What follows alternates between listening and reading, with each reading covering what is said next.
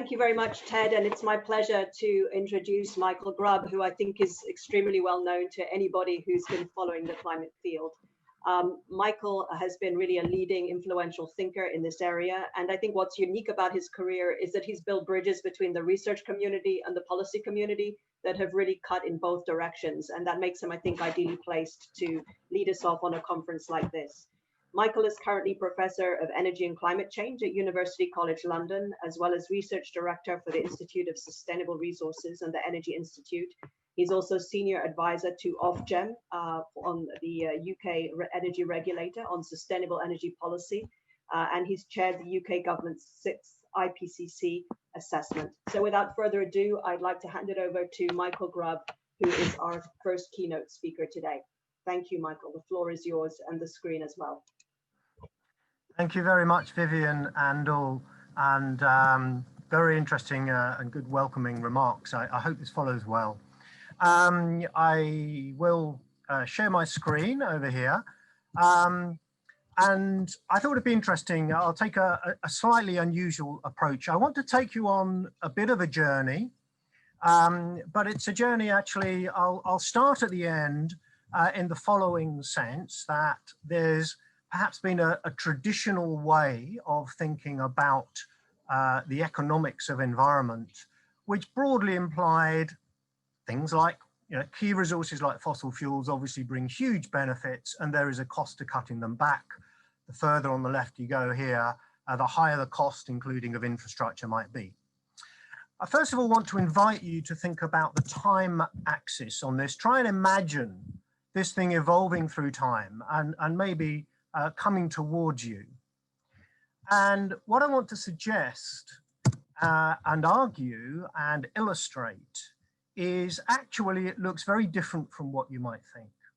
I think what we are now quite clearly seeing, both in academic studies and the real world, is there's sort of the different sorts of futures emerging and have been emerging for a while, but now much more clearly.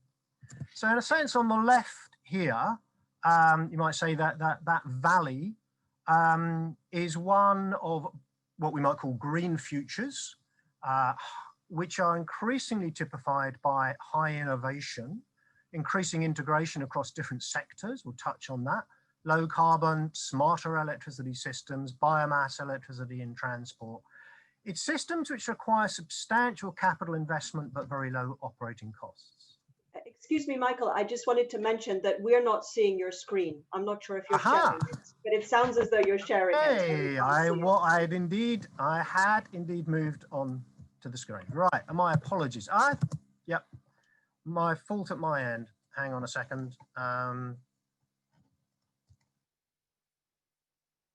Yep, okay.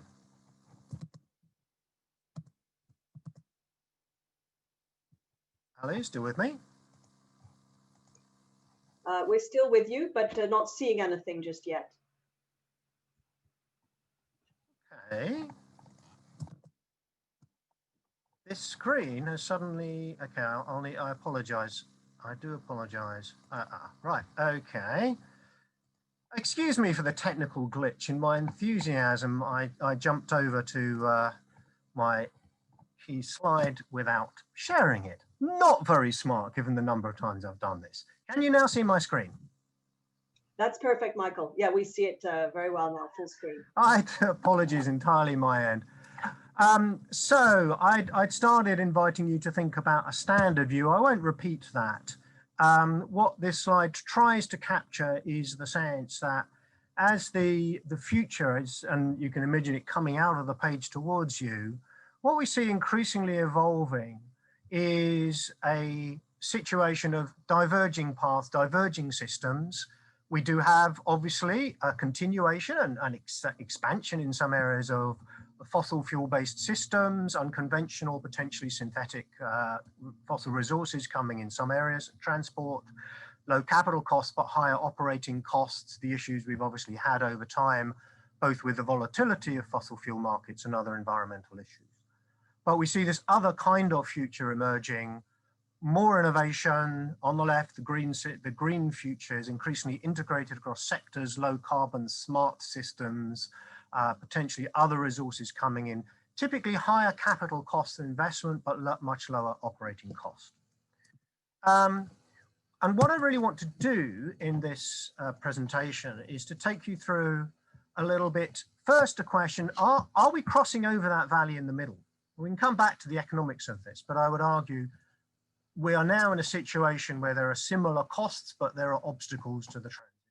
Are we crossing the ridge? What are the costs? What are some of the policy foundations and lessons? And I will finish with a quick word about COVID and where that may throw up challenges and opportunities.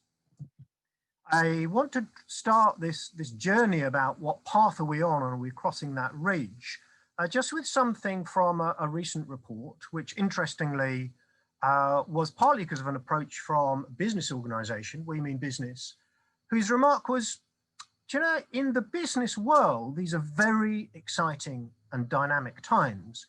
But we find a lot of academic literature which seems to be talking about rather static ideas of marginal cost curves and how much it's going to cost, etc. Whereas, where's the kind of research lens that sheds light on the dynamics of major transitions? And to some extent, it's surprisingly under-researched. I mean, there are various transition theories, but at the end of the day, there's a pretty simple message, which is major transitions have occurred in history, of course. They are always non-linear. They are not gradual. They're not incremental. They can start slowly. You don't see much happening for a while, and then they may take off pretty rapidly in a kind of S-curve dynamic. It can depend a lot on whether or not you reach the full potential or the partial potential on the wider environment and policy issues and the infrastructures and so forth. But don't expect the low carbon transition to be linear. It won't be, and you shouldn't imagine it will be, but we need the tools to probe that. That's important, of course, because we all think we understand the maths of exponential growth, but it's surprising how often people don't really quite get it. So I see a lot of people saying, well, on this left, we've had renewable electricity, hasn't been changing that much. We've had a similar share of hydro over the last 20 years, and wind and solar are still only 7% of global electricity supplies. That's not going to change the world. Well, there are many ways of probing that question. It depends, first, do you do a linear extrapolation or some kind of exponential? And if you take that whole lot and look at a 7% growth rate, which incidentally was exactly what seems to have happened this year in terms of the increase of renewable percentage of global electricity, things go through the roof within the next 20 years. But that's total. If we zero in a little bit more on the bits that have been growing fast, then it's even more interesting. I won't drag you through the details of this study, but we did a short work looking at the maths of S-curve dynamics, mathematics known as logistics curves, and we anchored it on, well, where would we have to be consistent with the global model database of the IPCC from their 1.5 degree report? And the answer is you need quite a lot of renewables fairly quickly, and the median was over half coming from wind and solar. And we then tracked that back and said, well, what would we need to see in exponential growth rates to be on that track? And the answer is, well, the blue line in the middle would pretty much get you there and get you through the midpoint on 2030. And that's a 30% a year emergence rate, which is exactly what we have seen in the growth rate average of wind and solar over the last decade. A bit faster in solar, a bit slower in wind. But I just think that's a really interesting contrast from the narrative that, well, it's still small, it's still negligible, we're all way behind and it's all a bit hopeless, which is actually not a very empowering narrative. And as I suggested, it's not what business feels at all about the dynamics of what's going on. So I think getting better at our analytic tools of transition dynamics is really one thing that the academic community needs to bring to the table. And as I say, from that perspective, you could say, well, you know, don't necessarily listen to the doom and gloom. We seem to be on track from the last decade. Yes, that hinged on substantial policy supports. A lot of that's dropped away, but that's partly because the costs have come down so far that it appears to maintain the momentum. What I've shown here are the trends in costs. The grey is levelized cost of energy. The blue is actual auction contract prices for wind, onshore, offshore, and solar. And you can see the really substantial reductions across all three. The red lines are the estimated range of fossil fuel power generation, and onshore wind and solar are now right at the bottom of that fossil fuel range. In other words, as the IEA said in its report a couple of weeks ago, solar electricity is now the cheapest electricity in history. And that's a really dramatic turnaround from how it was viewed even 5, let alone 10 years ago. I put at the bottom a reference also about the offshore wind story, which has been an equally dramatic turnaround in which UK policy has had quite a significant part. None of this was achieved easily. It involved probably 100 billion euros of investment in Germany and some huge political battles in the UK about continuing to support the offshore wind over the cost hump, which is so often visible in these major innovation processes. But of course, it's not all bright and easy, even from here. Arguably, what I've just shown you will sustain a transition so that it's no longer a story of massive additional policy effort, at least to achieve the goals. But if we turn to look at the fossil fuel side of it, and this is just the CO2 intensity of the electricity system, we've sort of reverse engineered that analysis, looked at what would the trend be and what are the benchmarks by 2030 if you want the electricity sector to roll out and support, for example, transport electrification. And the fossil fuel energy intensity trend is not remotely on track for that. And that's broadly because demand has still been growing and continued fossil fuel construction. Now, what that says to me is we have a clash coming. And the clash is because not governments are going to take much more radical action, but because many of those continuing to invest in fossil fuels simply do not seem to realize what is coming down the track through the sheer momentum of what's happened in renewable energy.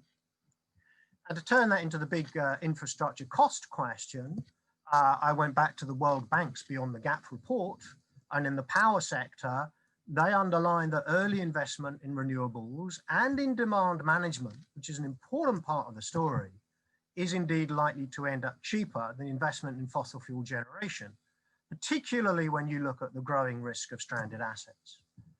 And in our report, we did a sort of traffic-like approach.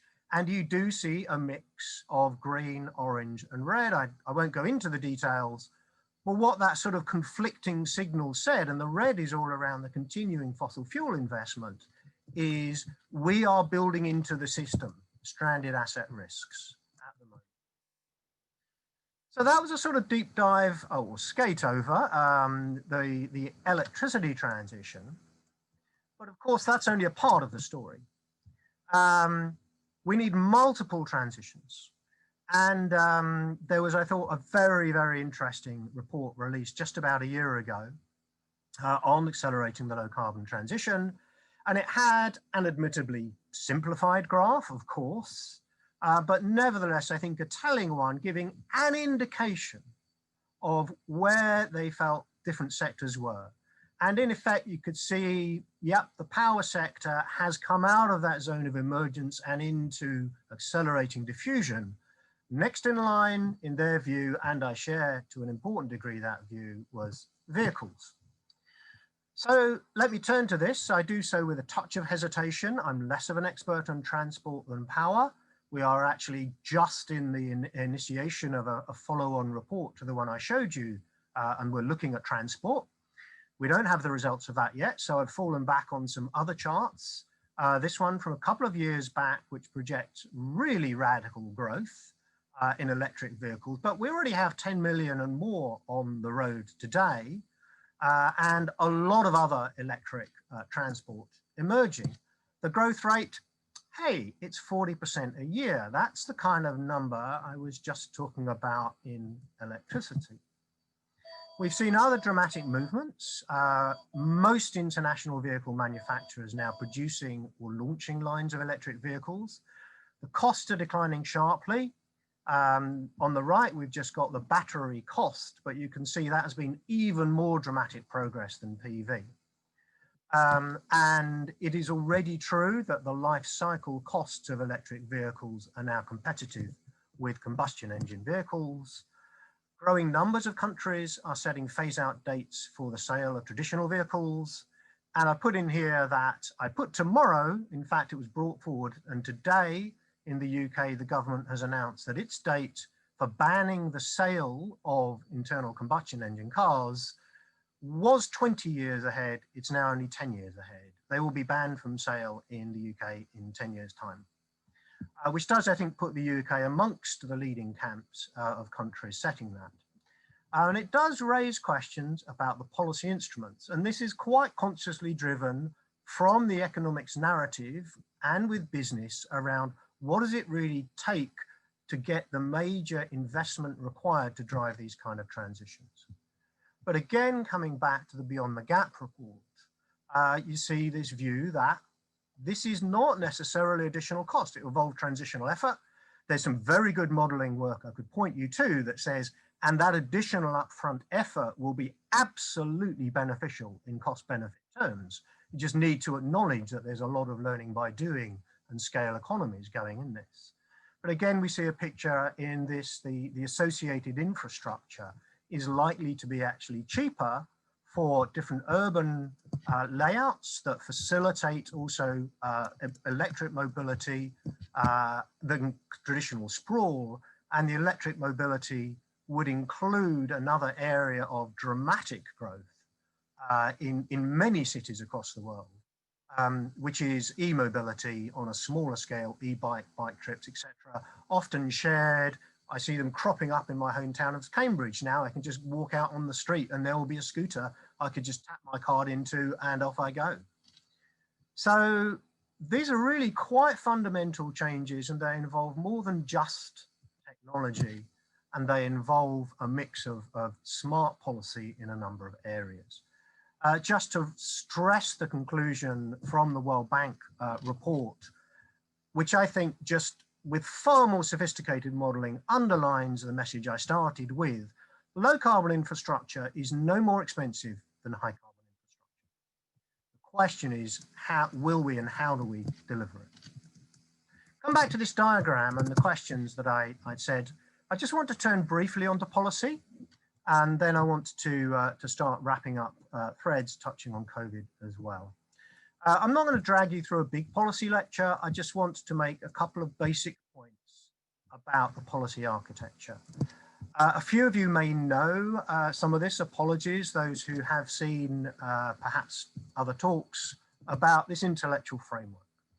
It says, in any of this, there is a really important role for the things that any decent economist will know, which is broadly the theoretical and modeling frameworks, assuming that the agents in these systems are optimizing, they're looking at relative prices, you can model them as representative agents, they got rational expectations and reasonably stable preferences and trends. We know that body of theory very well.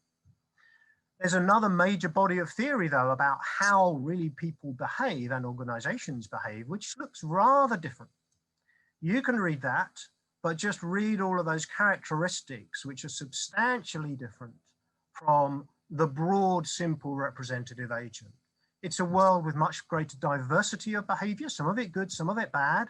Some of it will impede adoption of new technologies, but it may also be the arenas of experimentation. We have behavioral, organizational, and other economic theories underpinning that. And that does give us potential for improving efficiency and services. And I've seen a lot of this in my career. Things that were sort of labeled green at the beginning actually turn out to deliver new and interesting things that people like. At the other end, we have the transforming domain in the language of this book, which is really where the system and the structures and the technologies are changing substantially, often in ways that cannot be boiled down to simple cost projections. And we're in a different arena again, and we need to bring in the tools more of evolutionary and institutional economics. And that also gives us potential, the economic benefits of new technology waves, going right back to Schumpeter. It's been a major source of economic growth. I'll touch on that in a second. And the key point of this framework was not to engage in, frankly, an academic debate I've seen too much of warfare between the different theoretical tribes, but to say these are all right and relevant in their own scales and regions, but they reflect different processes going on at different social scales, different decision-making scales, and different time horizons. Just think of the classic economic debate about consumer discount rates and experiments on behavioral time horizons of months, let alone a few years, compared with the kind of multi-decadal timescales we're talking about with big infrastructure at the opposite end. And the kind of market timescales, maybe a decade or two, tend to get squeezed in the middle. So these are all relevant, but we need to think about them all in combination. And obviously along the way, and this is another whole branch of transitions theory, we will have the struggle between new entrants, new markets, and the incumbent interests and the incumbent also regulatory mindsets and rules that we have. So a lot needs to change in these kind of transition processes.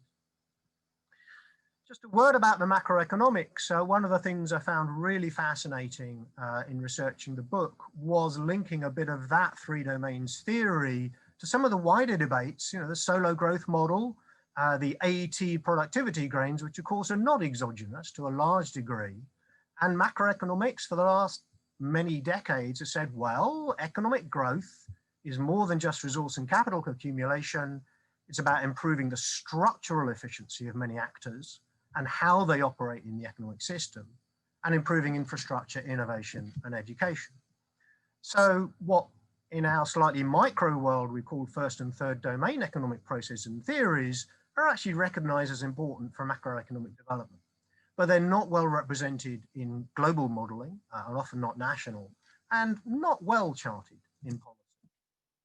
So my third and final slide on the policy is the implication of this. I fall back on some quotes that I actually fundamentally disagree with, just to make the point. We have had a period which said, look, we really need to just have an overall greenhouse gas target, an overall carbon market, set the carbon price, and everything else is less efficient. And to my mind, that was just wrong.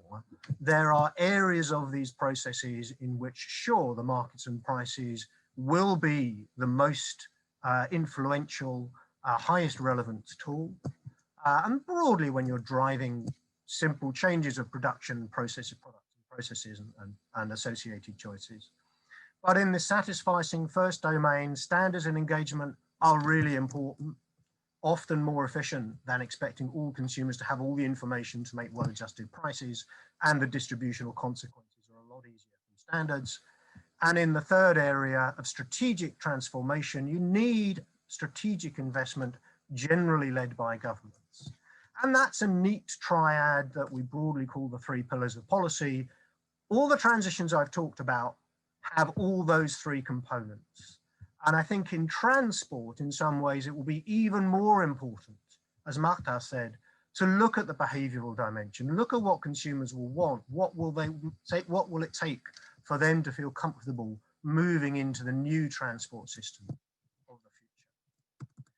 So if I may, and if I'm not overspilling too much, just a couple of closing remarks on COVID and where that leads us, because I think this is crucial and it needs to be a rapid research area.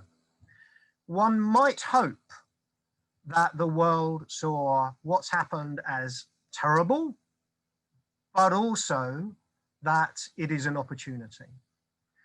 Aurora Energy Vivid Economics have looked across the current stimulus packages and actually find a lot more retrenchment back towards fossil fuel investments than green stimulus, even though there is a very good economic rationale to consider that in these kind of conditions, the new and emerging technologies have much higher multipliers in economies than retrenching to the old.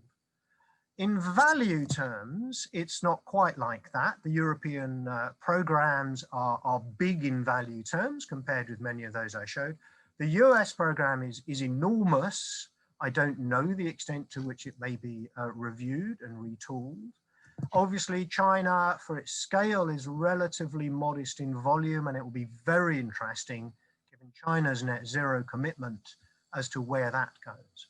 But clearly, we are right in the midst of a major intellectual and policy struggle about the nature of stimulus programs, and I would argue actually the conjoined responsibilities of the finance sector and central banks to acknowledge that continuing to put money into the fossil fuels is actually going to be a really bad investment viewed strategically.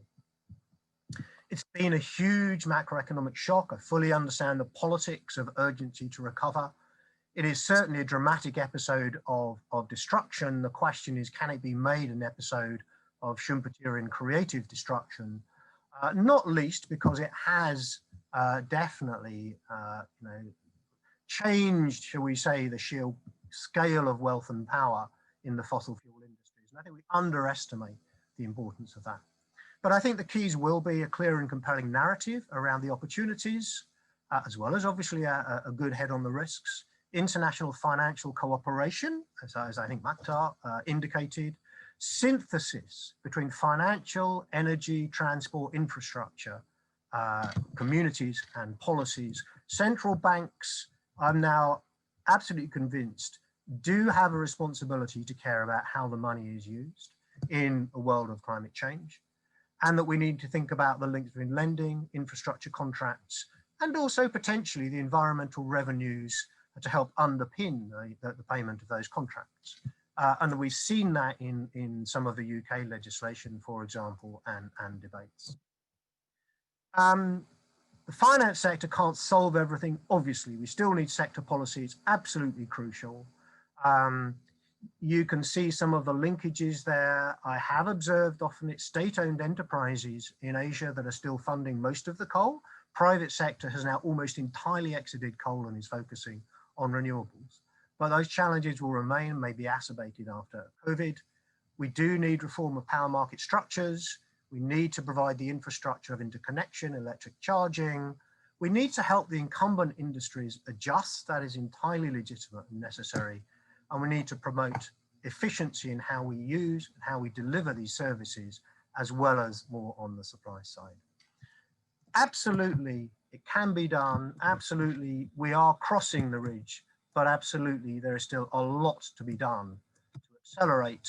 And I'm afraid, and it may be a little corny, I did fall back on the old Robert Frost poem about the roads less traveled, and the choices we make now will make all the difference. On that note, I will finish. Thank you very much. Michael, thank you very much for that wonderful panoramic overview. You've taken us through the long-term trends across different areas of infrastructure, right up to the present moment and how current decisions are shaping the decarbonization trajectory. And you've urged us to think about a wide range of policy instruments and to be more sophisticated in terms of how we model the behavior of consumers according to the different paradigms you've shared. So overall, I would describe this as a message of nuanced optimism as we move into the main proceedings of this conference. So I'd like to thank you very much for that.